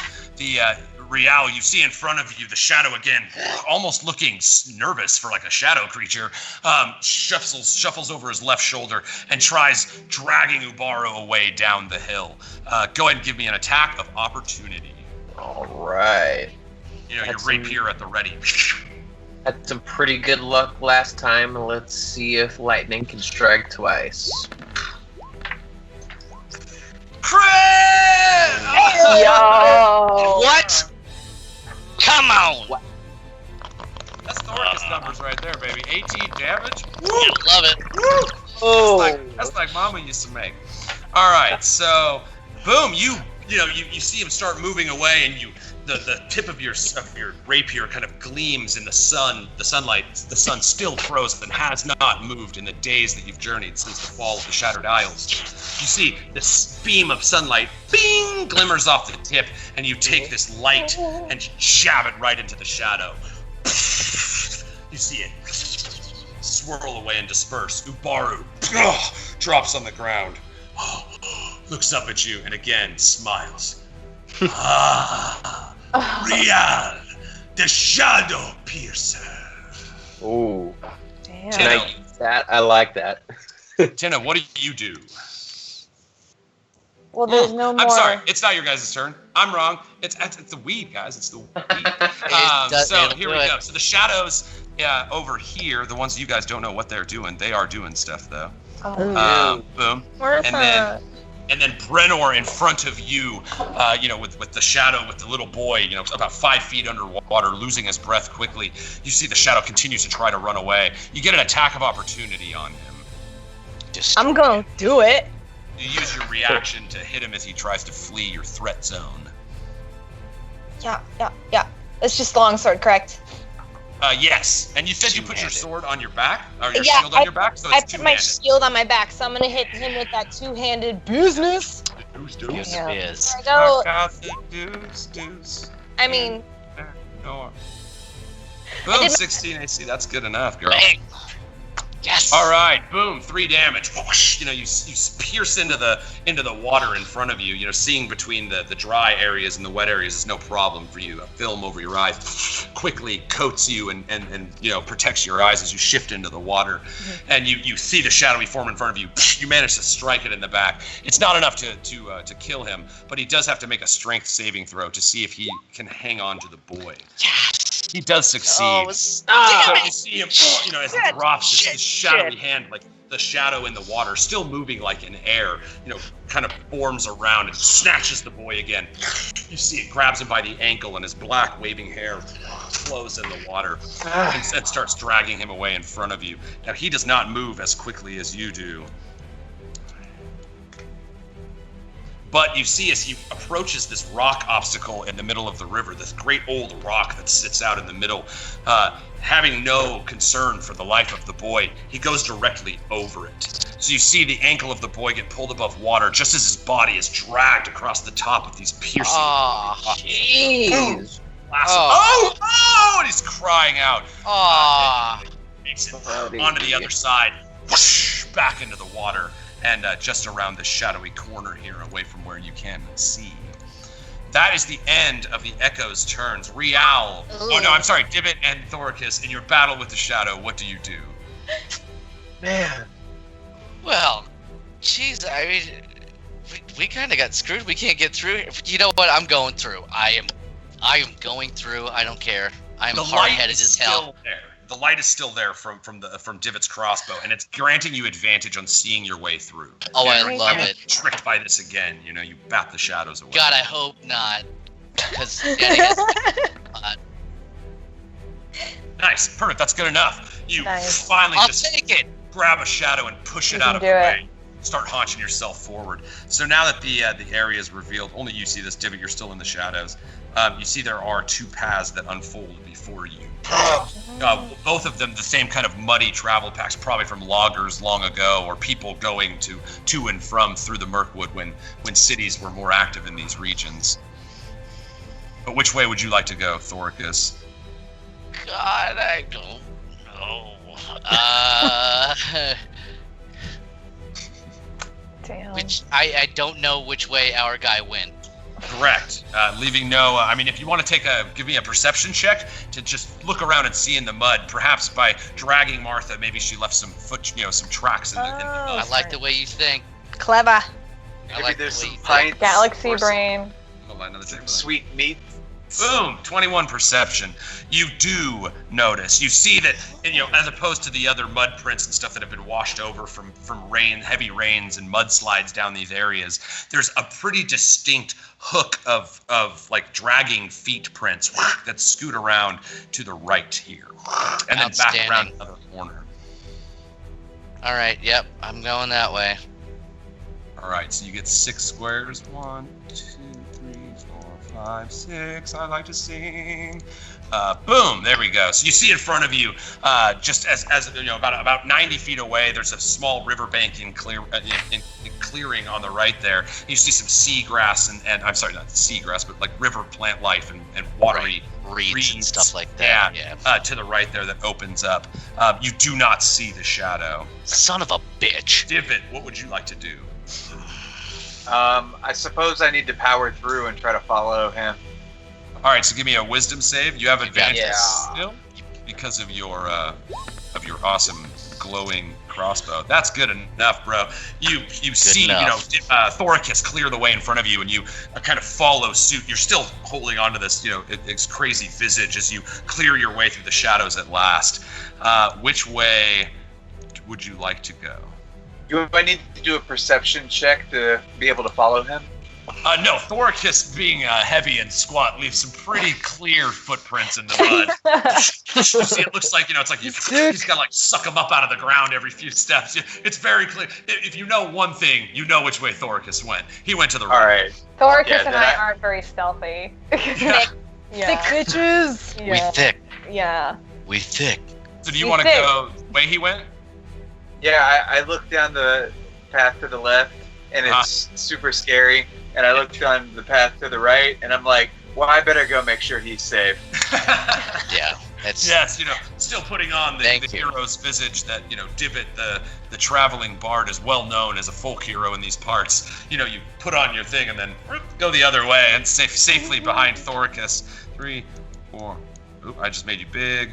That's just you just got big. And again, damn. if you're increased bigger, as your concern for Martha grows, you're able to clear just in front of Thoricus. You see coming up here through the clearing and the trees to your right, where that shadowy embankment is. You see the shadow dragging that little boy. Just is going up and down between the water, almost waterboarding him with a river as he goes. And just you see the kid's like almost unconscious. His head is basically just sagging back and forth as this shadow mercilessly drags him onward. I used all my action to get there, didn't I? That is true, Yeah. unless you have a bonus action. No, not right now. Or you could like inspire Thoricus that's a bonus action. But no. So if you are done, I believe that would be Brenor's turn. Hell yeah. Okay, I want to try to make my way over, but so I'm on Brian, and we kind of come up out of the water because the other guy came up out of the water, and I want to do because I ride Brian like a skateboard, and I want to do a kickflip over the rocks on Brian. Yes. Like kickflip and like do a kickflip over the rocks to pursue this guy with my action. Hell Or with yeah. my Yeah, let's do that. Give me an animal handling, and let's see how sick that kickflip is. This is some Tony Hawk stuff. I should have prepared more punk music. Oh, yeah. All right, it's not. I'm sorry. I freaked out. I thought it was like a crit, and it was. But no, a 20. That is plenty good for the success of this moment. baby. You see, rather than get stopped by the rock, obstacle in front of you, you start running, and you immediately jump off of Brian's nose and run on the rocks as his body slides up the rock behind you, and then in a moment you leap back, land on his body, and kick his tubby little arms. You see him kind of turn in the air as you guys proceed to lose no momentum, and in fact get a little extra boost from that leap. Nice. You see as you come down, Brian's body turns, and just before it hits the water, you land it. You'd get the sickest grade in Tony Hawk, and everybody go off. You'd unlock all kinds of cool content. Thank you. So boom, you land. You still have your action or another move, and you are a mere 20 feet away from this shadow at this point. Yeah, I want to when I land get close enough to him to try and hit him again with my two boys. All with right, my two awesome. hands. So just kind of get up on. Do you want to Those get things. past him? You could move to like here. Yeah, I'd love to do that. So I'm gonna be like, sick, bro, man, and we like get around in front of him and kind of like drift again, kind of like I did before. Nice little Tokyo drift. You see that- the back end of the tail shoots up this little wave of water, and you as Brian kind of his big large crocodile body blocks the river in front of you. You see him kind of paddling with one hand to stay in place, and I'm you standing on top of him, like anybody would stand on a solid ground. You proficient fighting from your mount, prep for a charge. Yeah, get it. That's good enough. Boom, 4 I damage. love good enough. I will take good Slash! enough. You see the shadow continues coming toward you, and you reach back with your blade. How do you want to take this thing out, Brenor? So yes, I'm on Brian. I kind of skid in front of him. I have both of my hands on my sword, and what I do is I kind of like push off of Brian like on his back feet, and I like jump towards that guy, and I slash through him like using his momentum coming forward and mine going backwards. Also being very aware that I don't want to hit the boy, so I'm gonna go like right above him. I mean, he's probably already dead. I'm gonna tell you. So you exactly as described, you shift into position and you take your blade and moving as if the serpent through the water, where your nickname comes from, the sea serpent. You flow with energy, and it almost just like you just set the charge, and it runs itself through your blade. You cut through it clean, and then in one move, reach down and grab the wrist of the boy. Nice. All right, that's the end of your turn. Excellent. So that is Excellent. that's everybody, correct? I think Yes. so. Yeah, I Brenna think so, yeah. Yes. All Yeah, right, I was the last one. So you guys, you're standing in the riverbanks. You can all kind of the bottom group here can all kind of make each other out through the trees. But above, looking over you, Rial and Tina, you see down the rose path a sad visage. You see Martha Goutshire. Oh dear! A little blood running down her sweet, soft smile lines. Hard for being a host for so long in her life. Always having a smile. You see her face is twisted in terror. Her body, her clothes are ripped. Her body bleeding as she is dragged up the steps of the temple and inside. Oh, shit. You see her feet disappear into this glow of red light.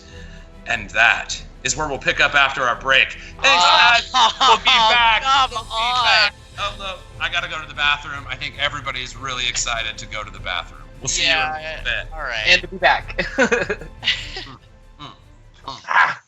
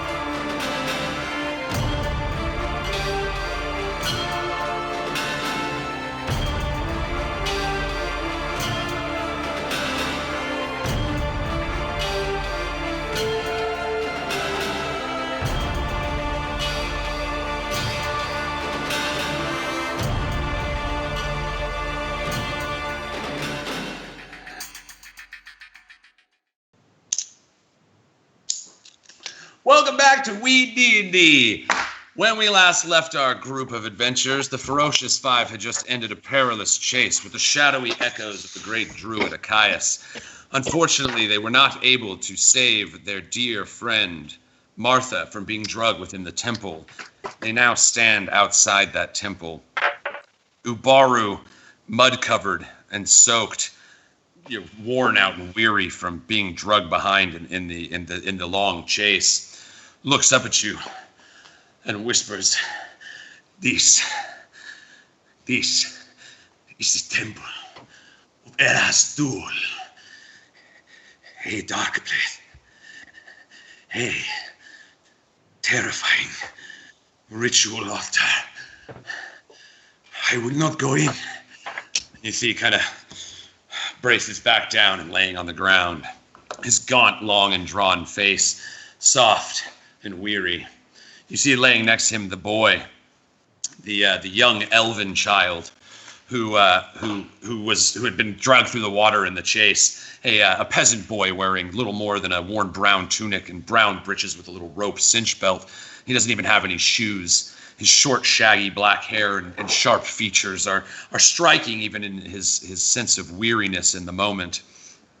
You guys stand looking at these two weary friends of companions of yours that you managed to save from the carnage. You look up at the looming tower, temple that sits before you, cut into the forest and the mountain. These old, crumbling archways that wrap around this large opening, this warm, red energy emanating from inside. You feel as if all the sound in the forest has gone away. You don't hear the river or any birds or any rustling or even barely the breathing of the elf child on the ground before you. There's a beckoning from inside. Rial, you feel that tinge in the back of your head that you've felt many times before. Echoes of your torment at the hands of the wizard that kept you imprisoned for so long. As you stare at the doorway, you feel the red energy, and you hear his laughter echoing in your mind. You remember how he would torment you in your cell, 7 years you spent inside. You can feel it. Ergon is inside, beckoning you to come in. What do you do? My friends, we must go in. I believe you know it, but now we must. All right then. I think what we should do is we should have Brian take Ubaru and the young boy back to the village. See, Brian snaps up to attention and looks at you. I like that. Do you guys think that that's a good idea? That's probably a good idea. Yeah. Excellent. Sounds good. Brian man, my man. I would like you to protect these two and lead them back home. Can you do that for me, Brian man? And you all, everybody but Brenner sees him just go. And his mouth opens a little bit. And he's like, sure thing, Brenner. I'll get them safely home. Excellent. Ubaru, you and young boy, you guys can go with Brian. He's not going to do anything. He'll protect you and get you back to the village. See, he looks up and he's very weary and, he has cuts and scrapes from being dragged across the rocks. And he's still, coughing some water out of his lungs. You see, he looks up at you tired and nods. Thank you, sir. He's looking at you, Brenner. Thank you. I'll take it. He lays his head down and, just on the back of Brian. You see Brian kind of shift his big reptile body and the child kind of rolls over on top of him. You see Ubaru drawing himself up, sits up and looks at you all. I warn you, you go in there, and you may not all return. Dark magics, dark places. Ubaru wishes you to return. And he collapses. I want to kind of help. I want to maybe put him also on the back of Brian, because if there's like a young boy and Ubaru's huge. Yeah, Ubaro is very tall, but you're kind of looking at it and you think that, if Brian wasn't rushing and, maybe walking at a casual pace, he would be able to just, he's big, he's 10 feet Right. long, so you can kind of, tie off the boy to the tail and, have Ubaro spread across his mass if that's what you would. Yeah, so I'm gonna kind of pick them up and situate them onto Brian so that it's comfortable for Brian, but then also like comfortable for them, but then also because he's a crocodile and he's like such a wiggly good boy, I need to like tie them. He's a wiggly good boy. He's a wiggly good boy, and so I want to tie them to him and like put them all together and send them on their way. Give them a good like on the butt. Good game. Pat on the butt. Yeah, a little good game, if you will. Good game, Brian. You see Brian, with a stern awareness of the intensity of the situation, gives you a knowing nod, Brenor, kind of suggesting that he's not gonna eat these ones. And you see him kind of turn and start slithering his way down the central, back toward the central forest path, where the mud path would be a nice way for him to kind of slither along land. It'll take him a while to get back to town, but you do think that he would be able to do so. Yeah, he's a good boy. Good boy, Brian. Good boy, Brian. Good boy. So you see, as Brian kind of, you can't see his face, but you see his body kind of beam with pride at recognition. You turn back and look up at the temple. The Temple of Eraz-Dul, as Ubaro named it. You see these old faded marked carvings in the stone that once may have been painted but have been withered away with sand. Now you just see carve-outs in the various slats in the stone. The doorway bidding you. You feel the wind from behind you start drawing as if the temple itself was breathing you in. Real.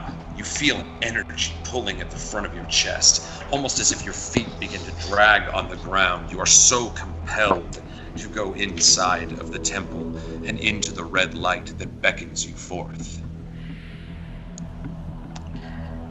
Well, Ferocious Five, let's finish what we started. Tuna, do you know anything about any of these symbols, this temple that we're about to go into? I mean, you know a lot about this stuff. Let's find out, do I?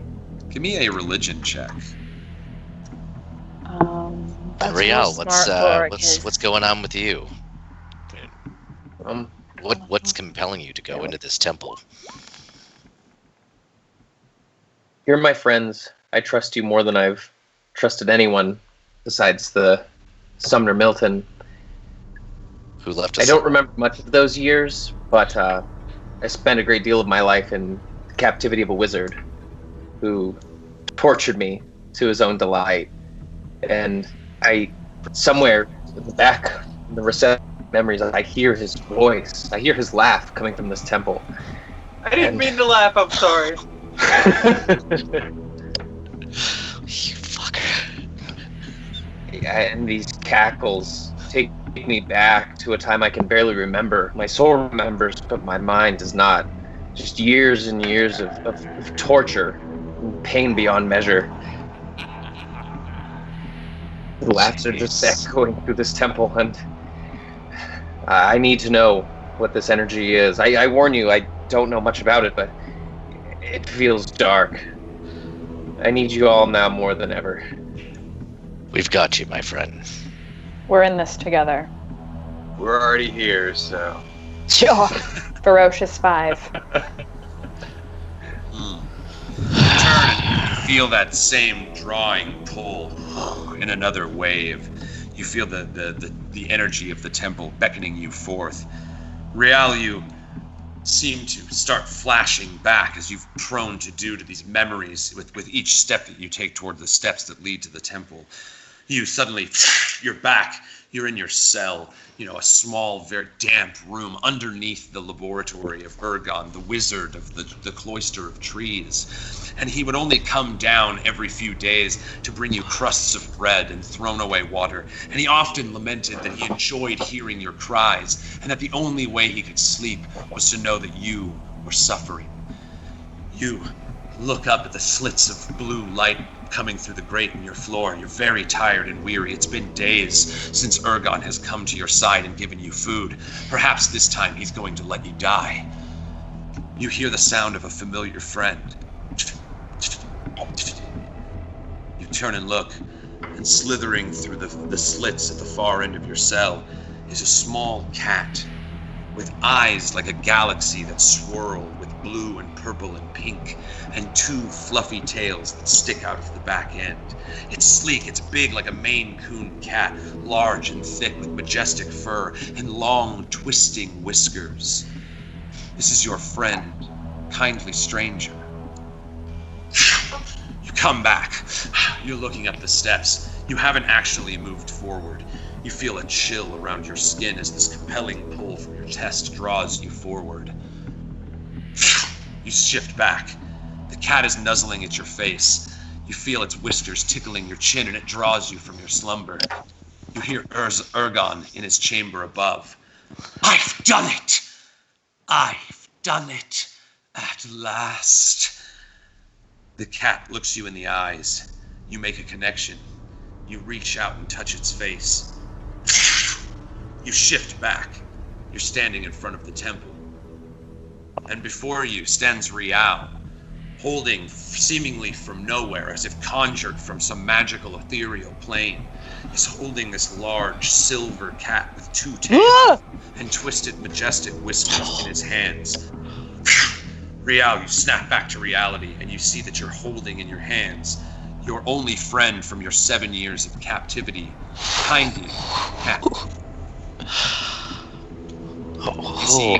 That was dope. What is that? What the hell? What? Yo, I've got goosebumps. What? I'm saying. She's looking you in the eyes. You start remembering these looming thoughts of how you were going to get away. How was it that you were able to escape? You have no memory of that time. All the actions that have taken place since compelled you to go here. You had very little choice, but in this moment, you have a choice. Do you wish to continue running, or do you wish to go on? I must go on. There's no use in running. You start stepping up the stone, moss-covered sandstone steps of the Temple of Erisdul, and you see spread out before you a great tile mosaic, a giant bleached skull at its center. On the ground before you, surrounded by a compass pointing northward deeper within the heart of the shrine. Before you, in the dark, creeps out of the main chamber, you see 4 softly glowing red orbs that float 3 feet from the ground, and as they pulsate, they fill the room with soft red light. Beyond them, you see a great stone altar with old candelabras that once lit the ceremonial chamber of the temple, and against the shadow of the mighty wooden throne that sits cast against the far wall, it illuminates each pulse, showing the shadow against the back. The air is thick, it fills and chokes your lungs. It smells of dust and death.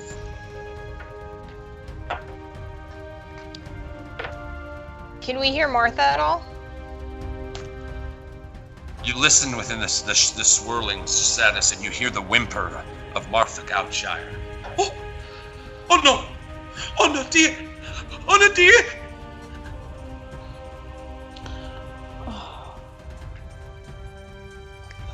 Well, I want to go that way. I want to go towards wherever she's at. So I just want to forge ahead. Yeah, keep going. Onward. As you begin moving forward, you the candles and candelabras in the back far side of the room suddenly spring to life with red and yellow flickering flames, casting harsh shadows on the ground from the spikes and spines of the various hanging candlesticks on the wall. You see pillars surrounding the inner chamber of this room. On each side, one of the orbs in 4 corners around a large blood-scrawled rune on the ground. In the blood-soaked waste of the ritual itself, you see one corpse split, bled open. He looks like a logger You've never seen this person before, but he's got all the trappings of a man who works in these nearby woods. His blood has been spilled out and scrawled into great runes on the floor before you. A great circle with many arcane runes drawn down in various sections, and a great triangle drawn in beneath. I feel like maybe those look familiar to me. Give me an Arcana check.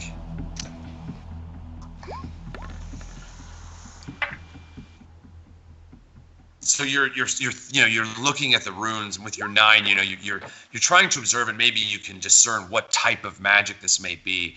You look, and of the 8 schools of magic, you are certain that these runes are of necromancy. Oh no. Hey. As the room illuminates, you see the shadow, the twisting swirl that you chased through the woods with Martha in its hands. You see as they fade in and out of reality in front of you. You see her skin turns pale, and then they disappear. And then in a burst, the shadow fog comes back out, and she appears again, cries out, "Tiva, help me!" Disappearing again. It's almost like watching a reflection spin in a mirror before you. She phases in and out of existence with each pulse of these red glowing orbs. You hear the cackle once more.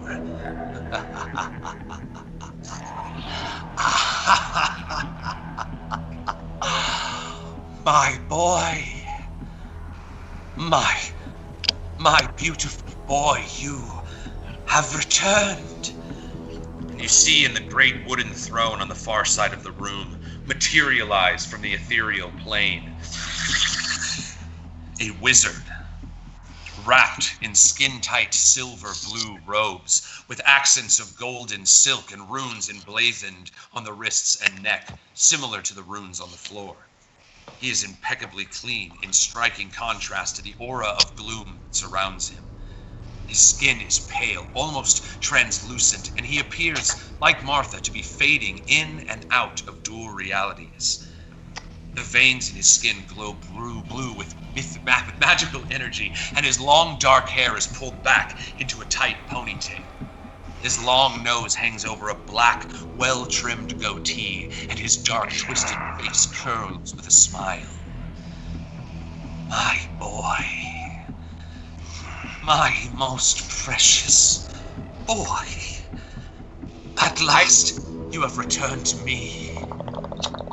I cast silence on this guy.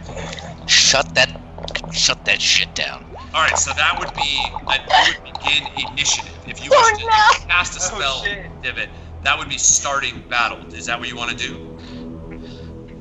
Should we ask Rial? I don't know. First. All right, yeah, Rial, we have to save Martha. What do you want to do here? I'm ready to attack this guy. Who is that guy?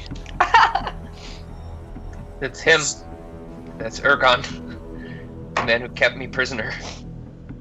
What are we doing here, Rial? Well, that's not good. Rial, you see, calls out. He's tired of you bickering amongst yourselves and not addressing him. I speak to you now. Come forth, boy. Fulfill your destiny. Rial, don't do it. Just stay with us. Yeah, Rial, sir, we were to having a move conversation. forward. Make a wisdom saving throw. Alright. Oh, guys. Sir, we were having a conversation. Please, don't be rude. I mean, hello. You'll have your turn. Chaw. Yeah. Gotta switch joints. This is getting too intense. Please be good. Oh no. That's not that good. Alright, so Rial, you feel that pull inside your chest as each of the 4 globes pulse, sending out a wave of red energy. You're drawn forward. You feel your toes slide as little rocks kick up from the carved stone flooring. You're drugged forward 30 feet. You're now standing in the center of the room. Your friend's 30 feet behind. What the? What? Boy, you are mine. Do not forget it. to hell with this. No. He's Are going there- down. Martha phases into existence. Oh God, help! Phases back out. Son of a... So is she appearing out of each of these orbs, the 4 orbs in the room? Is she like appearing and then leaving and then appearing and then leaving? She is appearing all within the circle of the runes on the Okay. floor. But Okay. it is the light of the room, of those pulsing orbs, that brings her seemingly back into and out of this phasing reality. Is this a hallway or are there doors on either side of us?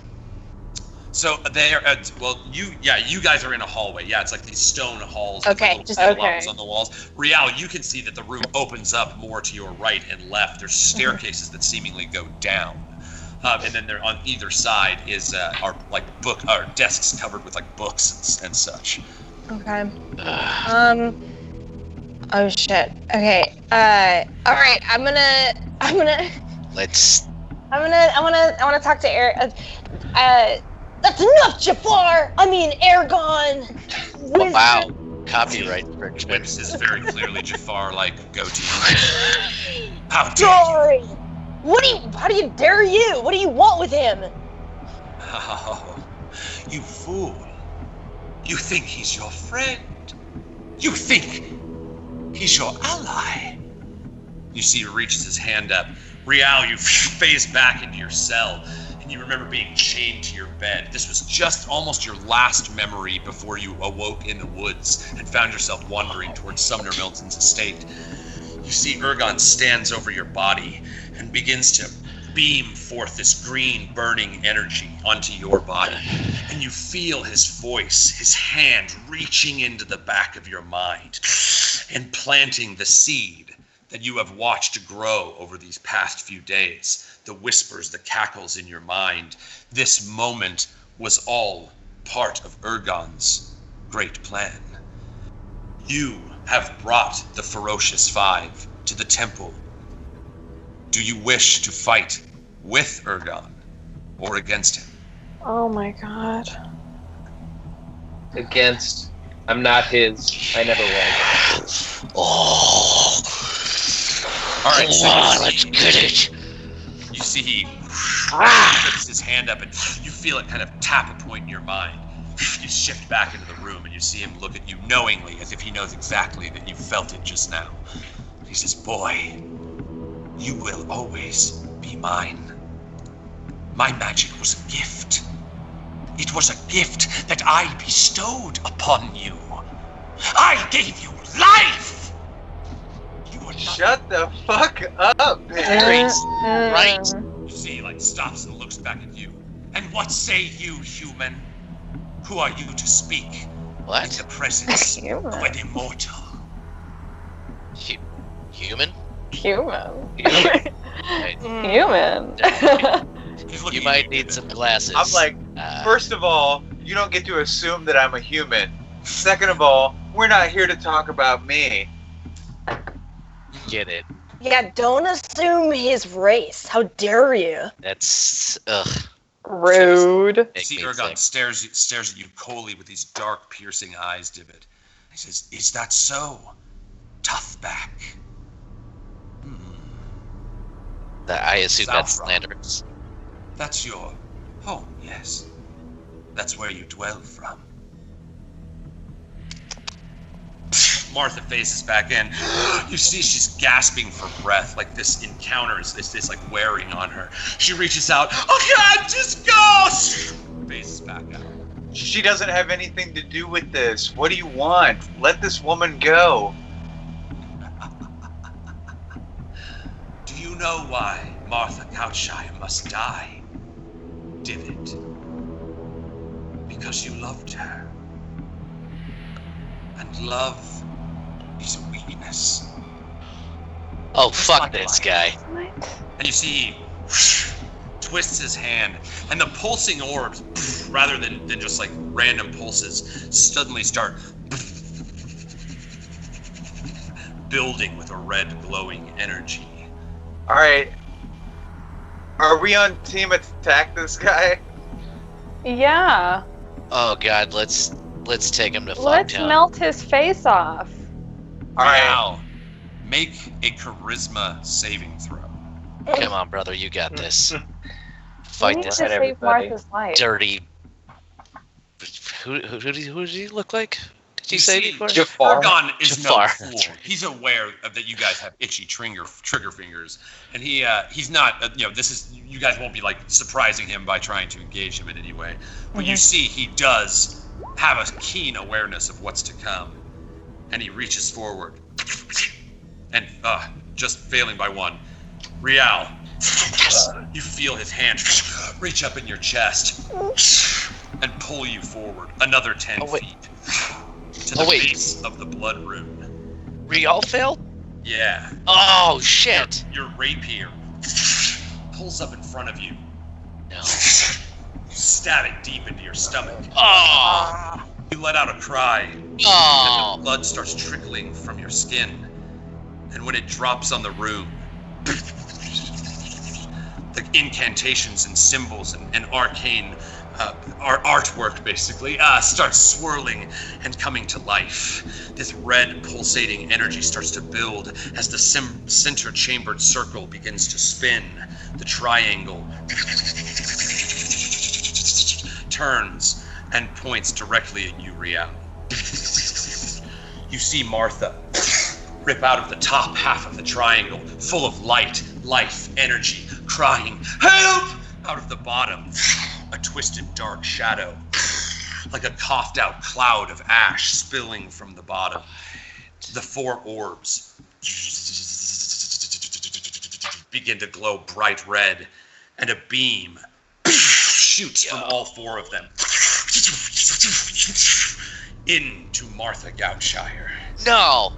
You see, she starts raising up in the air. No! No! You see the shadow twirling around her. You try to move. You're frozen in place by arcane magic, activated by the blood of Real Othraven on the runes upon the floor. You see this swirling energy, this black cloud of fog swirling around Martha, and then it starts piercing into her nose and mouth. Oh, she's crying out, "Damn it, just go! Go! Go!" And you see her skin turn pale as ice, and blood starts being drawn from the 4 corners of her body. A small dark portal begins opening at her feet, and you hear the cackles of evil laughs from deep within. Great. The ritual has begun. And that is where we will pick it up next There's time. no fucking way. All right, guys. Come on. What? Yes. Oh, that's right. Well, Woo! I gotta smoke about that. I'm really upset. I am Holy so shit. pissed. Oh, all right. Well, guys, Pour one out for my girl. Martha. Ferocious Five, I love you guys. Thank you guys for watching. We hope you had a good time. This is WeeDnD session number 2. If you want to catch up on our other one, it can be found on twitch.tv/ArtHeart Studios or at our YouTube channel for ArtHeart Studios. If you want to catch up on anything you may have missed or see any new content and stuff that we've got coming out. Thank you guys so much for dealing with the internet issues and computers and just all these factors that we have no control over, but we all just want to do this thing, and we wanted to do it together in a room and really share with you guys the beauty of this cast. And I cannot wait for you to see these people in a room together and really see where we're going to go with this show. We are just starting, and it's only going to get better. Thank you so much for watching. We love you. Check out all of our social media stuff. Share, tell your friends, come to the community page. Let's fucking smoke weed and talk about video games and be awesome people and love everybody. And I love you guys. I'm really high, so I'm gonna get back to going outside. Yeah. I'm gonna say goodnight There it with the session 2 closing. There it is. Ladders up. Night is up, baby. Love you guys. Love y'all. Thanks, buds. Have a great night.